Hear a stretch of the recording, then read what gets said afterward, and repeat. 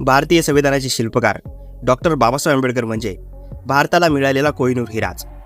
बाबासाहेबांच्या कर्तृत्वाबद्दल सांगायचे झाले तर ते शब्दात सांगता येणार नाही. ते महान अर्थशास्त्रज्ञ, पत्रकार, राजकारणी, समाजसुधारक, भारतीय संविधानाचे शिल्पकार असे अष्टपैलू महामानव होते. भारतीय समाजातील वर्ण भेदभाव, जाती भेदभाव नष्ट करण्यासाठी मरेपर्यंत झुंज देणारे महामानव.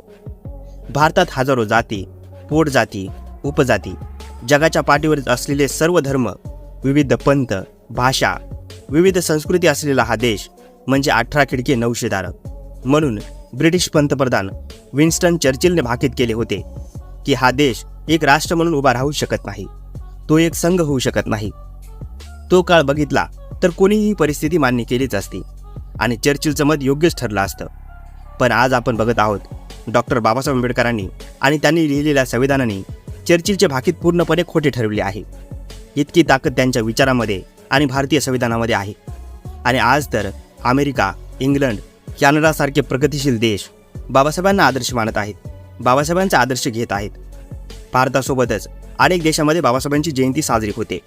2021 साली कॅनडा सरकारने बाबासाहेबांना एक आगळीवेगळी श्रद्धांजली अर्पण केली. कॅनडातील ब्रिटिश कोलंबिया प्रांतामध्ये युनायटेड किंगडमची राणी एलिझाबेथ द्वितीयच्या सहमतीने doctor B.R. Ambedkar equality day साजरा करण्याचे घोषित केले. ब्रिटिश कोलंबिया प्रांतामध्ये विविध समुदायाचे लोक राहतात. वर्णद्वेष, अन्याय, भेदभाव रोखण्यासाठी ब्रिटिश कोलंबिया सरकारने बाबासाहेबांना आदर्श मानले. बाबासाहेबांनी जसा भारतातील जाती भेदभाव नष्ट केला तसाच तेथील भेदभाव नष्ट करण्यासाठी 14 एप्रिल हा दिवस doctor B.R. Ambedkar equality day म्हणून साजरा केला गेला. ब्रिटिश कोलंबिया सरकार म्हणाले की doctor B.R. Ambedkar equality day साजरा करणे म्हणजे बाबासाहेबांच्या कार्याला व त्यांच्या विचारांना लक्षात ठेवणे व त्यांना सन्मानित करण्याची ही योग्य संधी आहे.